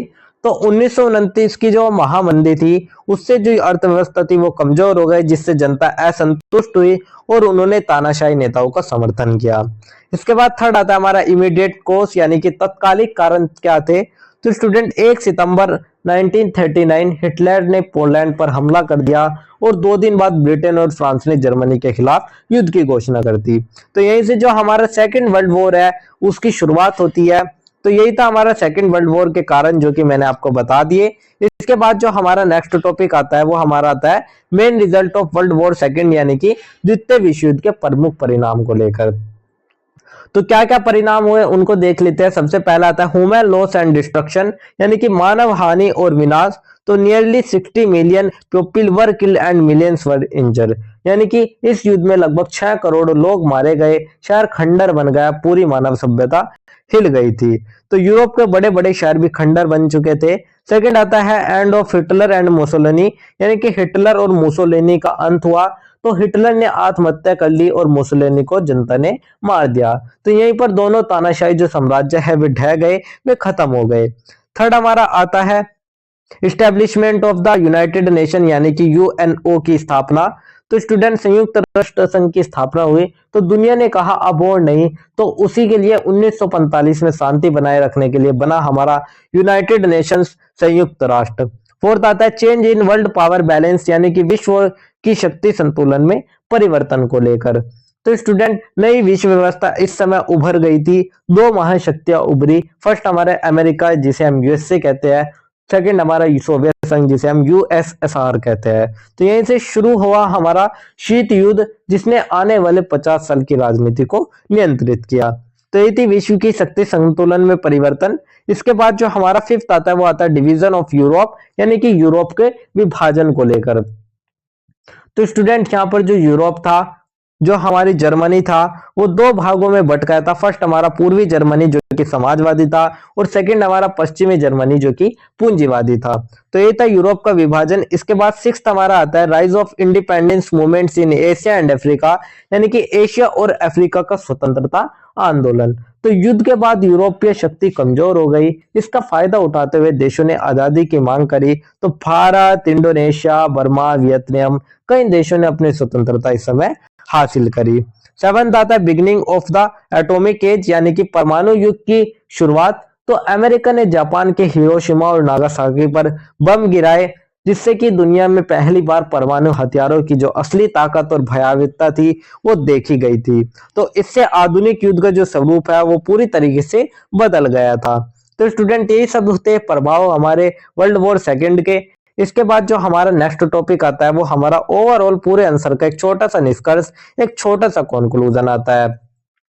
तो कंक्लूजन में हम देखेंगे the second world war was not just a political और military conflict but a major challenge to human civilisation itself, यानी कि ये जो हमारा युद्ध था इसने तानाशाही, जातिवाद, साम्राज्यवाद सभी की नीतियों को विनाश के रूप में बताया, और बाद में इससे ही संयुक्त राष्ट्र संघ की स्थापना हुई और नए स्वतंत्र राष्ट्रों का उदय हुआ जो कि मानवता के लिए आशा बनकर उभरे। तो इसलिए जो हमारा जो द्वितीय विश्व युद्ध है, यानी कि जो हमारा वर्ल्ड वॉर सेकेंड है, वो एक पुरानी विश्व व्यवस्था को तो समाप्त करता ही है, साथ ही वो आधुनिक विश्व राजनीति की नींव भी रखता है। तो यही था हमारा छोटा सा निष्कर्ष, जिसके साथ ही हमारा आंसर नंबर 5 भी कंप्लीट होता है। तो यही था हमारा आंसर नंबर 5। इसके बाद जो हमारा नेक्स्ट क्वेश्चन आता है वो हमारा क्वेश्चन नंबर 6 आता है। लेकिन क्वेश्चन नंबर 6 को देखने से पहले मैं आप सभी से पूछ लेता हूं हमारे गिववे के क्वेश्चन। जैसे कि मैंने आपको वीडियो के स्टार्टिंग में बताया था कि वीडियो के बीच में हम कहीं भी आपसे 3 क्वेश्चन पूछेंगे, और जो ये 3 क्वेश्चन हो गए इनका जो आंसर जो भी स्टूडेंट सबसे पहले और तीनों करेक्ट आंसर देगा, तो स्टार्टिंग के जो 3 स्टूडेंट हो गए उनको मिलेंगे हमारी तरफ से एब्सोल्युटली फ्री नोट्स। तो चलिए हम आपसे ये क्वेश्चन पूछ लेते हैं। तो सबसे पहला जो क्वेश्चन है वो हमारा रहने वाला है कि जो हमारा वर्ल्ड वॉर फर्स्ट है वो हमारा कब हुआ था, कौन से सन में हमारा वर्ल्ड वॉर फर्स्ट हुआ था। ये पर हमारा जो ये तो हमारा फर्स्ट क्वेश्चन हो गया। इसके बाद जो सेकंड क्वेश्चन आता है वो हमारा आता है कि रूसी क्रांति का मुख्य नेता कौन था। तो जो हमारा रूसी रेवोल्यूशन हुई थी, जो हमारा रूसी क्रांति हुई थी, उसका मुख्य नेता कौन था। तो ये हमारा क्वेश्चन नंबर सेकंड हो गया। इसके बाद जो हमारा नेक्स्ट क्वेश्चन आता है वो क्वेश्चन नंबर 3 आता है। क्वेश्चन नंबर 3 है हमारा नाजी पार्टी का प्रमुख नेता कौन था। तो आपको नाजी पार्टी के प्रमुख नेता के बारे में भी बताना है कि वो कौन था। तो स्टूडेंट यही थे हमारे 3 क्वेश्चन जो कि मैंने आपसे पूछ लिए। तो आप सभी को कमेंट बॉक्स में इन सभी का आंसर जरूर देना है। तो स्टार्टिंग के जो 3 स्टूडेंट्स हो गए और तीनों आंसर सही देंगे उनको हम देंगे एब्सोल्युटली फ्री नोट्स। तो यही था हमारा गिववे के क्वेश्चन। अब हम आ जाते हैं दोबारा हमारे क्वेश्चन नंबर 6 पे। तो अब हम बात कर लेते हैं हमारे क्वेश्चन नंबर 6 के बारे में। तो चलिए क्वेश्चन नंबर 6 में हमसे पूछा गया है how did Nazim become popular in Germany after a defeat in the first world war, यानी कि जो हमारा प्रथम विश्व युद्ध की हार के बाद नाजी जर्मनी है वो किस तरीके से लोकप्रिय हो गया। यहीं पर हमसे और या अथवा करके पूछा गया है what was the role of Adolf Hitler in the rise and development of Nazism in Germany, यानी कि जर्मनी में नाजीवाद के इंद्र और विका में एडोल्फ हिटलर के क्या भूमिका थी उसको हमें बताना है। तो स्टूडेंट चलिए इस आंसर की जो शुरुआत है वो हम एक छोटे से इंट्रोडक्शन यानी कि एक छोटे से परिचय से ले लेते हैं। परिचय में हम लिखेंगे after the end of the first world war in 1918 Germany condition become extremely miserable. तो 1918 प्रथम विश्व युद्ध का अंत हुआ। जर्मनी की जो हालत थी वो उस समय ऐसी थी जैसे कोई तूफान घर को तोड़कर चला गया हो। तो स्टूडेंट उस समय पर जो देश था वो टूटा हुआ था, आर्थिक तबाही थी, लोग भूखे थे, सरकार कमजोर थी और ऊपर से मिली थी जो वायसराय की संधि थी उसकी कठोर शर्तें। तो इन्हीं परिस्थितियों में जो कमजोर और निराश और क्रोधित जनता थी वो एक ऐसे नेता की तलाश में थी जो कि उन्हें उम्मीद दे सके। तो स्टूडेंट यही एक मौका वे हिटलर को देते हैं और जिसने कि नाजी पार्टी को पकड़ लिया था। तो इसी भावना का उपयोग हमारे एडोल्फ हिटलर और उसकी नाजी पार्टी ने किया, जिसके परिणाम स्वरूप नाजीवादी जर्मनी में अत्यंत लोकप्रिय हो गया। तो चलिए ये तो हमारा एक छोटा सा इंट्रोडक्शन हो गया, एक छोटा सा परिचय हो गया। इसके बाद जो हमारा नेक्स्ट टॉपिक आता है वो हमारा मेन बॉडी यानी कि मुख्य भाग का आता है। तो मुख्य भाग में सबसे पहला जो पॉइंट आता है वो आता है condition of Germany after the first world war, यानी कि प्रथम विश्व युद्ध के बाद जर्मनी की क्या स्थिति थी उसको हम देख लेते हैं। तो सबसे पहला था harsh terms of the treaty of Versailles, यानी कि वार्साई की संधि की कठोर शर्तें। तो Germany was held responsible of the war. तो आप इसे ऐसे समझिए जैसे किसी हारने वाले खिलाड़ी को सिर्फ हराया नहीं जाते बल्कि उसे जूते भी छीन लिए जाए। तो वायसराय ट्रीटी में जर्मनी को युद्ध का पूरा दोषी माना गया। 6 अरब पाउंड का जुर्माना भरने को उसको कहा गया। सेना केवल 1 लाख सैनिकों तक सीमित कर दी गई। वायुसेना नौसेना लगभग खत्म कर दी गई और कई क्षेत्रों में उपनिवेश भी छीन लिए गए। तो इससे जर्मनी जनता की जो भावनाएं थी वे घायल हो गई। उनके दिल में अपमान गुस्सा बदला तीनों ही भर गया था। तो यहीं से स्टूडेंट हमारे हिटलर के लिए जमीन तैयार होने लगी। तो यही थी हमारी वर्साई की संधि की कठोर शर्तें। इसके बाद सेकंड हमारा आता है पॉलिटिकल इनस्टेबिलिटी, यानी कि राजनीतिक अस्थिरता वायमन गणराज्य की विफलता को लेकर।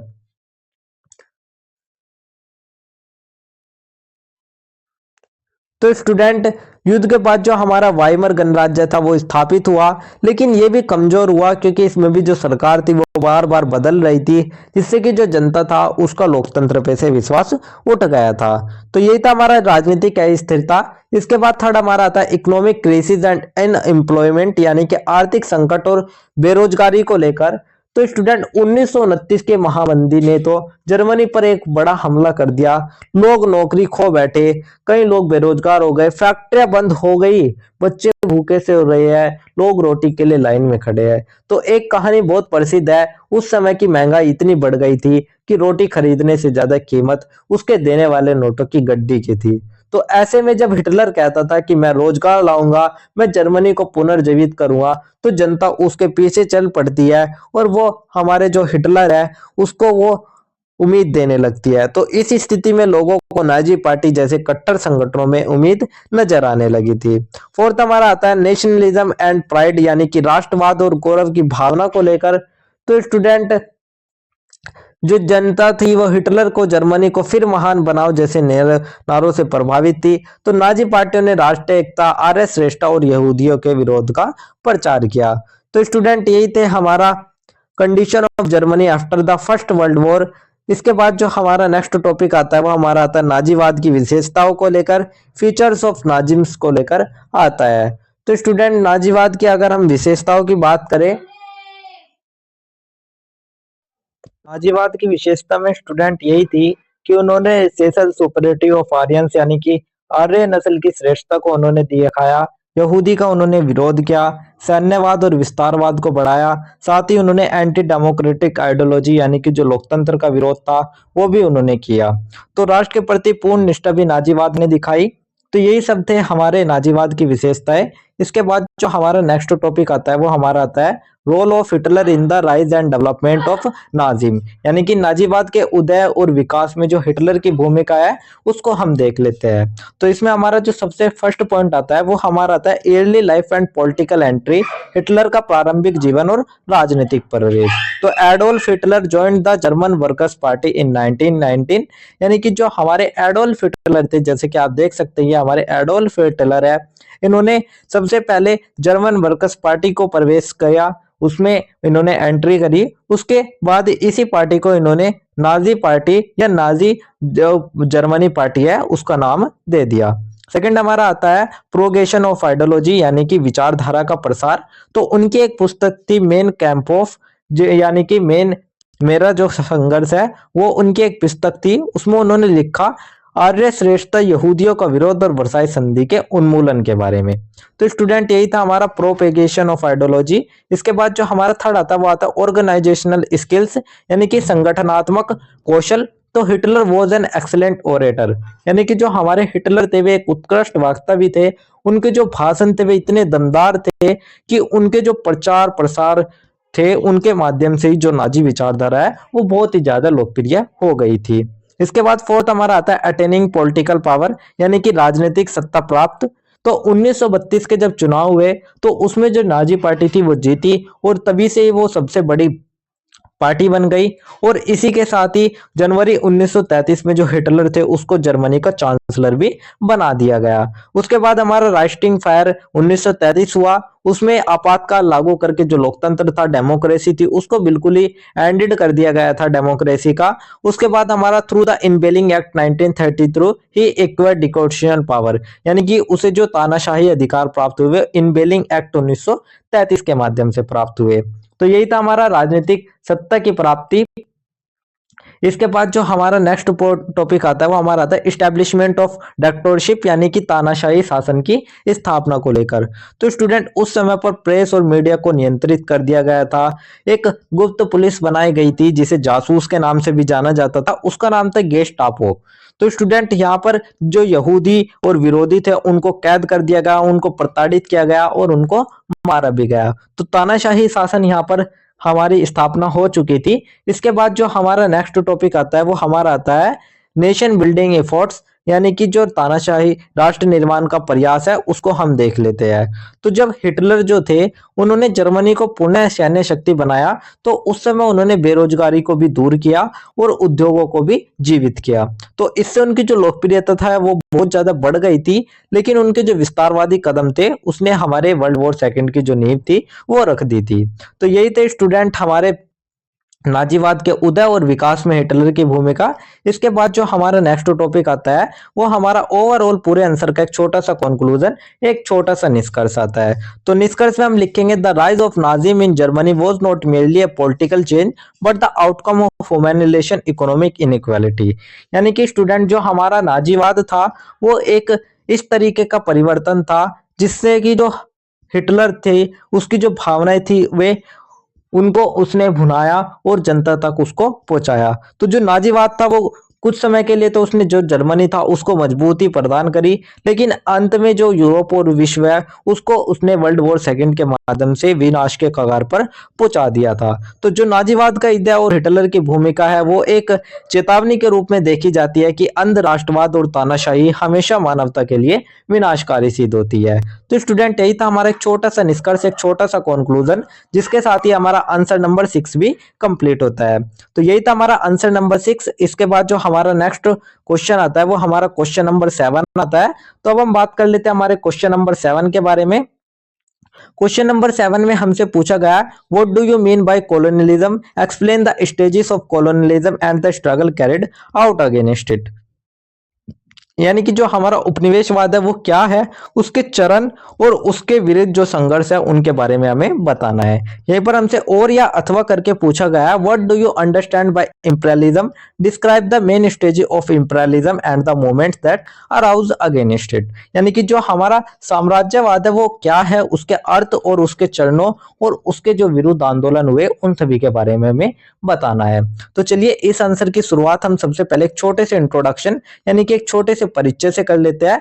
परिचय में हम देखेंगे colonialism and imperialism both terms are related to foreign domination and exploitation, यानी कि स्टूडेंट जो ये हमारे दोनों सिद्धांत है उपनिवेशवाद और साम्राज्यवाद, ये सिर्फ शब्द ही नहीं बल्कि वो जंजीरें थी जिनमें लाखों लोग बनकर रह गए। तो स्टूडेंट आप एक तरीके से समझिएगा जो साम्राज्यवाद था वो एक ताकतवर देश का दूसरे कमजोर देश पर राजनीतिक, आर्थिक, सामाजिक और सांस्कृतिक नियंत्रण था। लेकिन जो हमारा उपनिवेशवाद था वो हमारा ऐसी विचारधारा थी जब कोई ताकतवर देश दूसरे देश को अपनी कॉलोनी यानी कि उपनिवेश बनाकर वहां पर शासन करे तो उसे हम उपनिवेशवाद कहते हैं। यानी कि एक देश ताकत दिखाता है तो जो दूसरा देश है वो उसे मजबूरी में झुकाता है। तो यही था हमारा एक छोटा सा इंट्रोडक्शन, एक छोटा सा परिचय। इसके बाद जो हमारा नेक्स्ट टॉपिक आता है वो आता है मेन बॉडी या मुख्य भाग का। तो मुख्य भाग में हम सबसे पहले बात कर लेते हैं मीनिंग ऑफ कॉलोनियलिज्म इंपीरियलिज्म, यानी कि उपनिवेशवाद और साम्राज्यवाद का अर्थ क्या था। तो स्टूडेंट मान लीजिएगा एक अमीर व्यक्ति है, उसको अपनी फैक्ट्री के लिए मजदूर चाहिए, कच्चा माल चाहिए और नया बाजार चाहिए। तो वह किसी गरीब गांव में जाकर कहता है मैं तुम्हारी देखभाल करूंगा, बस मेरे हिसाब से चलो। तो धीरे धीरे वह गांव के खेत, पानी, दुकानें सब पर कब्जा कर लेता है। और ये जो मॉडल है ये बड़े देशों ने छोटे देशों पर अपनाया है। तो यही था हमारा एक तरीके से उपनिवेशवाद। तो स्टूडेंट साम्राज्यवाद का मुख्य उद्देश्य क्या है उसको हम देख लेते हैं। तो अधिक से अधिक बाजारों और कच्चा मालों पर कब्जा करना, सस्ते श्रम और उपभोक्ताओं की खोज करना और जो देश की राजनीतिक शक्ति और गौरव है उसको बढ़ाना भी इसका एक मुख्य उद्देश्य होता है। तो यही था हमारा उपनिवेशवाद और साम्राज्यवाद का अर्थ। इसके बाद जो सेकंड टॉपिक आता है वो हमारा आता है major phases of imperialism and colonialism, यानी कि साम्राज्यवाद और उपनिवेशवाद के प्रमुख चरणों के बारे में हम देख लेते हैं। तो सबसे पहला जो फर्स्ट फेज आता है वो 15 से 17 सेंचुरी के बीच में आता है, यानी कि प्रारंभिक चरण 15वीं से 17वीं सदी। तो स्टूडेंट ये जो हमारा चरण था फर्स्ट था डेज ऑफ जियोग्राफिकल डिस्कवरीज, यानी कि इसको भौगोलिक खोजों का युग भी कहा जाता है।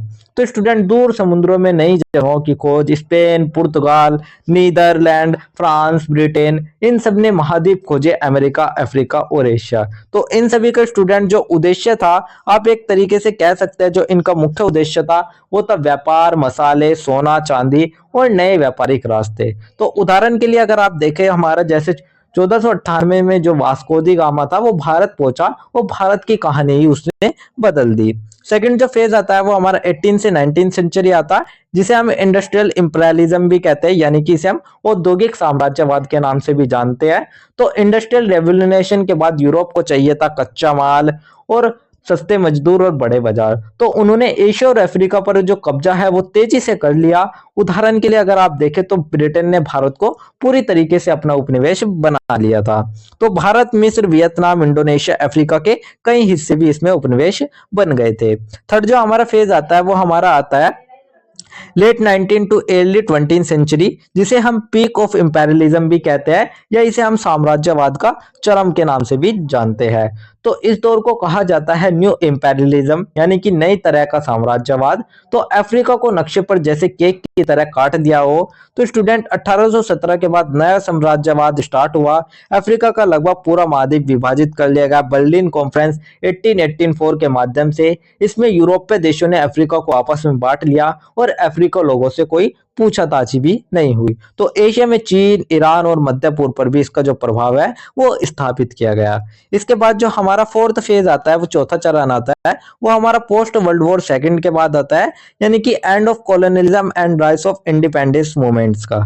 तो इस समय जो उपनिवेशवाद था उसका अंत हो गया और स्वतंत्रता आंदोलन चल गया था। तो अब कहानी जो थी वो उल्टी होने लगी थी, लोगों में आजादी की आग भड़क उठी, राष्ट्रवाद बढ़ा और उपनिवेशवाद खत्म होने लगा। तो इसे हम कह सकते हैं डिकोलोनाइजेशन युग। तो स्टूडेंट 1947 में भारत की आजादी ने विश्व में उपनिवेशवाद का जो अंत था उसकी शुरुआत कर दी थी। तो स्टूडेंट यही था हमारे 4 चरण जो कि मैंने आपको बता दिया। इसके बाद जो हमारा नेक्स्ट टॉपिक आता है वो हमारा आता है एंटी इंपेरियलिस्ट स्ट्रगल्स, यानी कि उपनिवेशवाद साम्राज्यवाद के विरुद्ध संघर्ष को लेकर।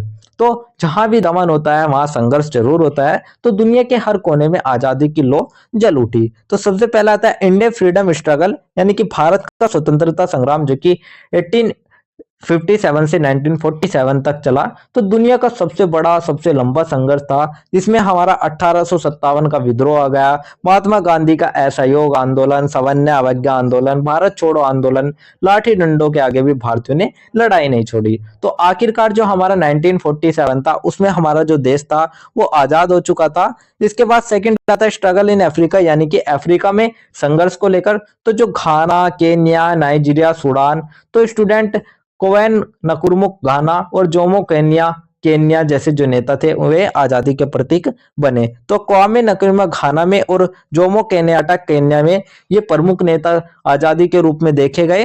थर्ड हमारा आता है स्ट्रगल इन एशियन कंट्रीज, यानी कि एशियन देशों का संघर्ष।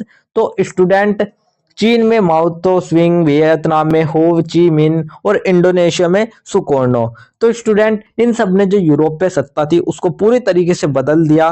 तो ये सभी हमारे ऐसे शासक थे जिन्होंने फ्रांसीसी शासन के खिलाफ संघर्ष किया और इंडोनेशिया ने सुकोर्नो के नेतृत्व में डच शासन से मुक्ति पाई। इसके बाद फोर्थ हमारा आता है लैटिन अमेरिका इंडिपेंडेंस मूवमेंट्स, यानी कि लैटिन अमेरिका स्वतंत्रता आंदोलन को लेकर।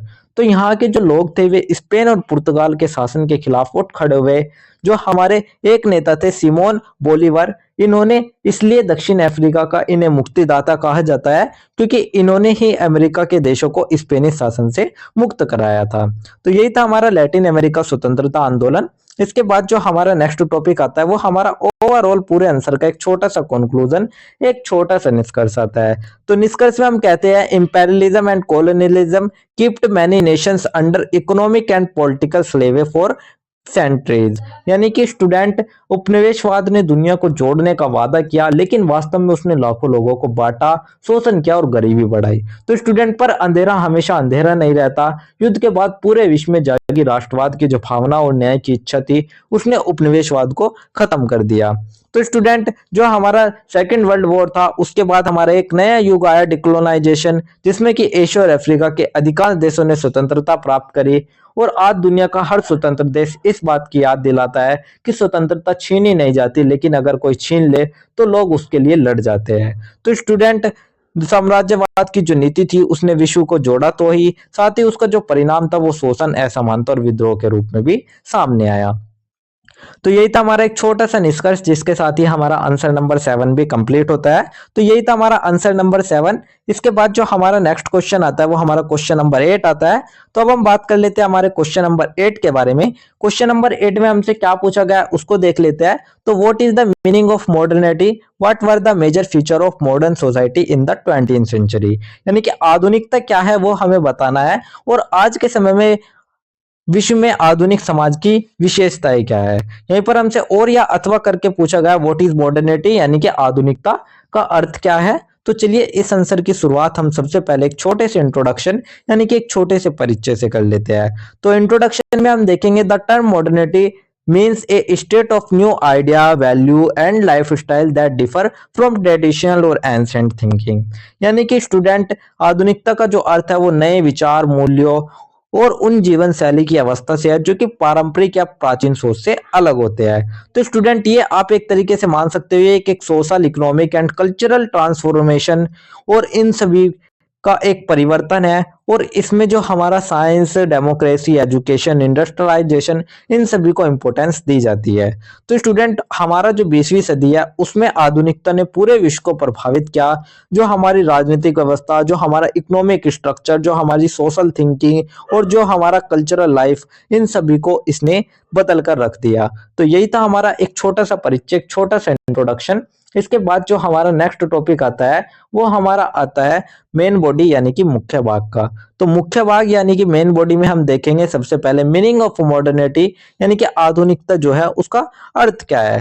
तो modernity refer to moving away from tradition and accepting new ideas and innovations, यानी कि स्टूडेंट परंपरा से अलग हटकर नए विचारों और नवाचारों को स्वीकार करना ही आधुनिकता है। तो 20वीं सदी की सबसे बड़ी ताकत थी साइंस और टेक्नोलॉजी। तो स्टूडेंट जो हमारा तर्क, विज्ञान और मानवतावाद है उन सभी को प्राथमिकता देना ही हमारा आधुनिकता है और adopting the value of equality, liberty and progress in society, ये सभी भी हमारे आधुनिकता के अंदर ही आता है। तो आप कह सकते हैं कि जो हमारा मॉडर्निटी है, modernity is the mental, social and economic transformation that freed human life from traditions limitation, यानी कि ये हमारा मानसिक, सामाजिक और आर्थिक परिवर्तन है जिससे कि जो मानव जीवन है उसको परंपरागत सीमाओं से मुक्त किया जाता है। तो यही था हमारा आधुनिकता का अर्थ। इसके बाद जो हमारा नेक्स्ट टॉपिक आता है स्टूडेंट वो हमारा आता है main characteristics of modern society in the 20th century, यानी कि 20वीं सदी के आधुनिक समाज की प्रमुख विशेषताएं क्या थी। तो चलिए उन प्रमुख विशेषताओं को देख लेते हैं, जिसमें हमारा सबसे पहला था development of science and technology, यानी कि विज्ञान और तकनीक का विकास। तो student in the 20th century innovations like electricity, telephone, computer, aeroplane and the internet completely change human life. तो 20वीं सदी की सबसे बड़ी ताकत थी साइंस और टेक्नोलॉजी। तो कल्पना कीजिए, बिजली, रेडियो, कंप्यूटर, टीवी, हवाई जहाज, मोबाइल फोन सब 20वीं सदी के दौर में ही तेजी से फैले थे। तो उदाहरण के लिए पहले गांव में किसी आपदा की खबर पहुंचने में महीने लग जाते थे, पर 20वीं सदी में जो रेडियो और टीवी था उसने सेकंडों में खबरें घर पहुंचा दी थी। तो वैज्ञानिक दृष्टिकोण समाज का अभिन्न हिस्सा बन गया था। सेकंड आता है इंडस्ट्रियलाइजेशन एंड अर्बनाइजेशन, यानी कि औद्योगिकरण और नगरीकरण को लेकर। तो इस सदी में जो फैक्ट्रियां थी वे तेजी से बढ़ने लगी, औद्योगिक विकास होने लगा और इसके दो प्रभाव बढ़े। सबसे पहला तो काम के नए अवसर मिले और सेकंड लोग गांव छोड़कर शहरों में आने लगे। तो औद्योगिकरण और नगरीकरण दोनों को इससे बढ़ावा मिला। शहरों में नई नौकरियां, नई लाइफस्टाइल, नई संस्कृति, इन सभी ने आधुनिक नगर समाज बना दिया। थर्ड हमारा आता है expansion of democracy and human rights, यानी कि लोकतंत्र और मानव अधिकारों का विस्तार को लेकर। तो दुनिया भर में जो लोकतंत्र की हवा थी वो चल पड़ी थी। उपनिवेशवाद भी इस समय पर खत्म हो गया था। नए स्वतंत्र देश बनने लगे, संविधान बनने लगा और जो फंडामेंटल राइट्स यानी कि जो ह्यूमन राइट्स है वे लागू होने लगे। साथ ही अब जो समाज था वो आदर्श बन गया। आजादी, समानता, न्याय, नागरिक अधिकार ये सभी उसमें होने लगे। फोर्थ हमारा आता है spread of education and rational thinking, यानी कि शिक्षा और तर्कशीलता का प्रसार को लेकर। तो स्टूडेंट आधुनिक समाज में जो शिक्षा थी वो सबसे बड़ी ताकत मानी गई। अंधविश्वासों की जगह तर्क, विज्ञान और आलोचनात्मक सोच ने ले ली थी।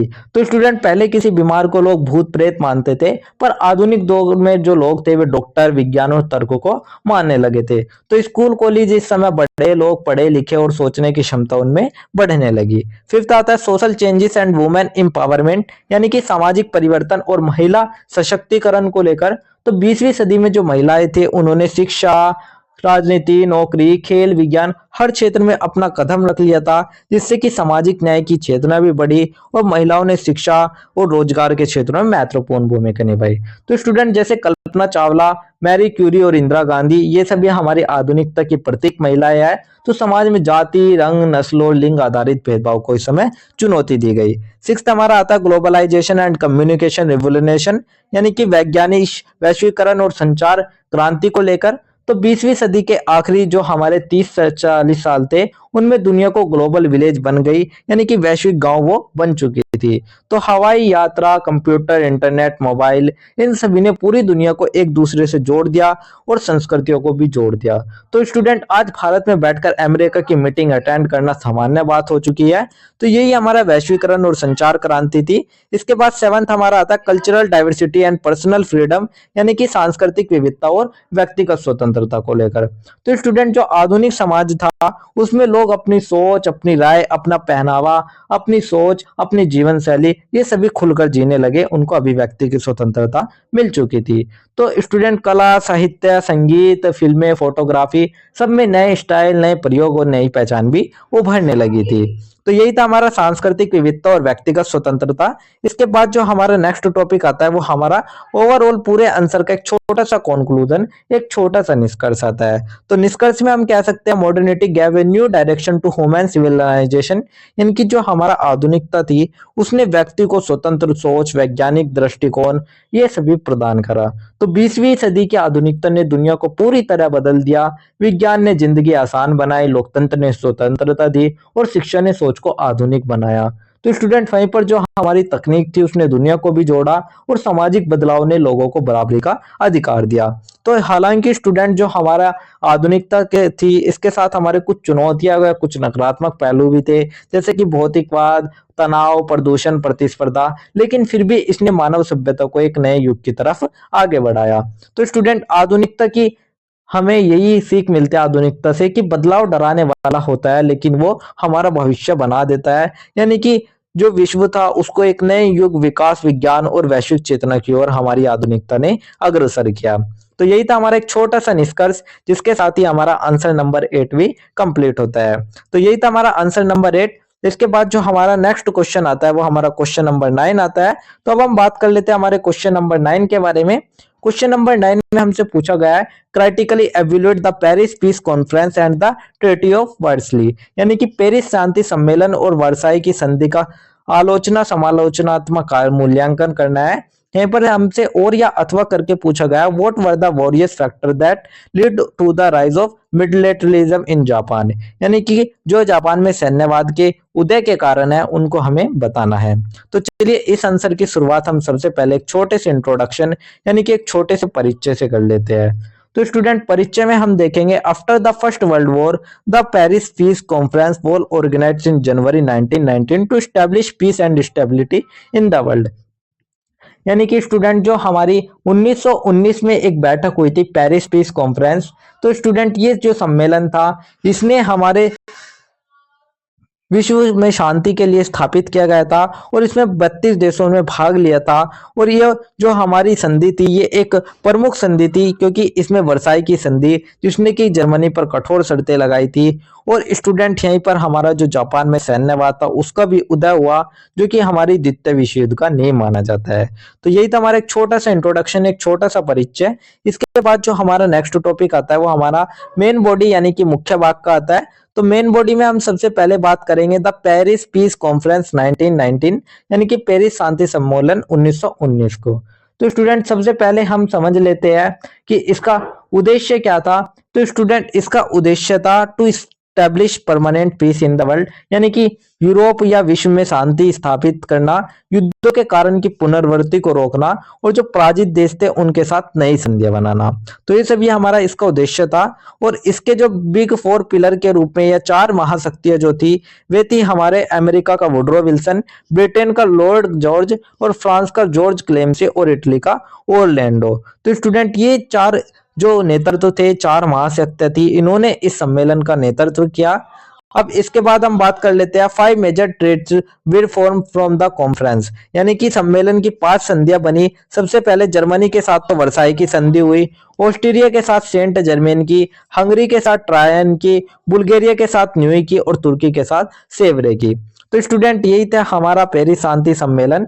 इसके बाद जो हमारी सेकंड आती है वो ट्रीटी ऑफ वर्साई आती है, यानी कि वर्साई की संधि आती है। तो इसके मेन पॉइंट्स में हम देखेंगे कि जो जर्मनी था उसको पूरे युद्ध का दोषी ठहराते हुए और अनुच्छेद 231 में उन्होंने बताया और इस पर जर्मनी पर भारी क्षतिपूर्ति लगभग जो 6.6 अरब पाउंड का जो जुर्माना था वो इस पर लगा दिया गया। इसकी सेना भी हटा दी गई और इसके पर उपनिवेशवाद भी स्थापित कर दिया गया। तो यहीं से हमारी जो लीग ऑफ नेशंस था वो स्टेब्लिश होता है, यानी कि इसकी स्थापना भी हमारी इससे ही होती है। तो यही थी हमारी वर्साई की संधि। इसके बाद जो हमारा नेक्स्ट टॉपिक आता है वो आता है critical evaluation of the treaty of Versailles. तो सबसे पहला आता है अनजस्ट ट्रीटी, यानी कि अन्यायपूर्ण संधि। तो स्टूडेंट जर्मनी के साथ कुछ ज्यादा ही कठोर दंड उसको दिया गया था तो इसलिए इसे डिक्टेटेड पीस भी कहते हैं। सेकंड आता है इकोनॉमिक बर्डन, यानी कि इतनी बड़ी राशि उससे जुर्माने के रूप में मांगी गई जिससे कि जो जर्मनी की अर्थव्यवस्था थी वो बिल्कुल ही हिल चुकी थी। थर्ड आता है पॉलिटिकल इंस्टेबिलिटी, यानी कि जो ये संधि थी इसने नाजीवाद और हिटलर को बढ़ावा दिया। फोर्थ आता है रिवेंज नॉट पीस, यानी कि ये कोई संधि नहीं बल्कि ये एक प्रतिशोध यानी कि एक बदले की भावना थी। तो स्टूडेंट जो कि बाद में द्वितीय विश्व युद्ध का कारण भी बनी। फिफ्थ आता है अमेरिकन डिसएग्रीमेंट, यानी कि अमेरिका की इसमें असहमति थी तो अमेरिका ने संधि को कठोर मानकर अनुमोदित नहीं किया था और इसलिए वो लीग ऑफ नेशन से अलग हो गया था। तो स्टूडेंट जो वर्साई की संधि थी उसने शांति स्थापित करने के बजाय जो युद्ध था उसको उन्होंने बढ़ावा दे दिया। तो यही था हमारा critical evaluation of the treaty of Versailles. इसके बाद फोर्थ हमारा आता है rise of militarism in Japan, यानी कि जापान में सैन्यवाद के उदय को लेकर। तो सबसे पहला था इकोनॉमिक फैक्टर, यानी कि आर्थिक कारण। तो जब स्टूडेंट इतना भारी जुर्माना हमारे जर्मनी पर लगाया गया, जापान पर लगाया गया, तो उसकी जो अर्थव्यवस्था थी वो असंतुलित हो गई। इस साथ ही 1929 की महामंदी से भी जो जापान था वो बिगड़ गया और उसकी बेरोजगारी और गरीबी बढ़ने लगी। तो सेकंड हमारा था पॉलिटिकल इंस्टेबिलिटी, यानी कि जो लोकतांत्रिक सरकार थी, जो डेमोक्रेटिक हमारी गवर्नमेंट्स थी, वे वीक होने लगी और सेना ने धीरे धीरे राजनीति में दखल देना भी शुरू कर दिया था। थर्ड आता है national pride and exponent policy, यानी कि राष्ट्र गौरव और साम्राज्य विस्तार की नीति। तो जापान ने एशिया में अपना महान साम्राज्य स्थापित करने का सपना देखा। फोर्थ आता है निग्लेक्ट बाय वेस्टर्न पावर्स, यानी कि पश्चिमी शक्तियों की उपेक्षा उन्होंने करी। तो उन्होंने जापान को समानता की मांग पर अनदेखा कर दिया, जिससे कि जो जापान था उसको अपमान की भावना बढ़ी। फिफ्थ हमारा आता है मंचूरिया पर कब्जा, जो कि हमारा 1931 में किया गया। तो स्टूडेंट वहां पर जो सरकार थी उसको कठपुतली बना दिया गया, और ये हमारे जापान के सैन्यवाद का एक प्रत्यक्ष उदाहरण देखने को हमें मिलता है। सिक्स्थ आता है एस्टेब्लिशमेंट ऑफ मिलिट्री रूल, यानी कि सैन्य शासन की स्थापना, जो कि हमारी 1930 में करी गई थी। और यहाँ पर शिक्षा, मीडिया और संस्कृति में सैन्य विचारधारा का प्रचार भी किया गया। तो स्टूडेंट यही थे हमारे जापान में सैन्यवाद का उदय। इसके बाद जो हमारा नेक्स्ट टॉपिक आता है वो हमारा ओवरऑल पूरे आंसर का एक छोटा सा कंक्लूजन, एक छोटा सा निष्कर्ष आता है। तो निष्कर्ष में हम देखेंगे the Paris peace conference and the treaty of Versailles humiliated Germany and created instability in Europe will the neglect of Japan forced militarism in India. यानी कि स्टूडेंट जो ये हमारे दो थी, पेरिस शांति सम्मेलन और वर्साई की संधि, ये दोनों ही एक बार फिर से संघर्ष की ओर भारत को, विश्व को धकेल देती है, और यहीं से हमारा जो सेकेंड वर्ल्ड वॉर है उसका हमारा शुरुआत हो जाती है। तो यही था हमारा एक छोटा सा निष्कर्ष, जिसके साथ ही हमारा आंसर नंबर 9 भी कंप्लीट होता है। इसके बाद जो हमारा नेक्स्ट क्वेश्चन आता है वो हमारा क्वेश्चन नंबर 10 आता है। तो अब हम देख लेते हैं क्वेश्चन नंबर 10 में हमसे क्या पूछा गया है। तो क्वेश्चन नंबर 10 में हमसे पूछा गया how did the Bolshevik revolution of 1970 establish socialism in Russia. यानी कि 1917 की जो बेल्शेविक क्रांति थी उसने रूस में साम्राज्यवाद की स्थापना कैसे करी। यहीं पर हमसे और या अथवा करके पूछा गया है describe the factors that lead to the Bolshevik revolution in Russia in 1970। यानी कि उन कारक के बारे में हमें बताना है जिनके कारण से रूस में 1917 में बोल्शेविक क्रांति हुई थी। तो चलिए इस आंसर की शुरुआत हम सबसे पहले एक छोटे से इंट्रोडक्शन, एक छोटे से परिचय से कर लेते हैं। परिचय में हम देखेंगे the Bolshevik revolution of 1970 was one of the most significant events in modern world history. तो स्टूडेंट ये जो हमारी क्रांति थी इसने जारशाही को तो समाप्त किया ही, साथ ही इसने समाजवाद को भी बढ़ावा दिया। तो इसका जो नेतृत्व था वो व्लादिमीर इलिच लेनिन और उनकी पार्टी बोल्शेविक ने किया था, और इसी के कारण ही साम्राज्यवाद राज्य की स्थापना हमारे रूस में हुई थी। तो यही था हमारा एक छोटा सा इंट्रोडक्शन, एक छोटा सा परिचय। इसके बाद जो हमारा नेक्स्ट टॉपिक आता है वो हमारा मेन बॉडी या मुख्य भाग का आता है, जिसमें हमारा सबसे पहला आता है बोल्शेविक क्रांति के प्रमुख कारण। तो सबसे पहला पॉलिटिकल कॉज था, यानी कि जारशाही की जो निरंकुशता थी, जो हमारे जार निकोलस द्वितीय थे उनके निरंकुश शासन से भी जो जनता थी वो असंतोष उसमें भरा हुआ था, और जिससे कि जो हमारे बोल्शेविक क्रांति थे उसको जन्म मिला। सेकंड आता है इकोनॉमिक कॉज, यानी कि जो गरीबी और असमानता थी। तो उस समय जो किसान और मजदूर थे उनकी जो दशा थी वो बहुत ज्यादा खराब थी। बड़े बड़े भूस्वामियों के पास जमीन थी, और जो अधिकार जनता थी वो उस समय भूमिहीन थी।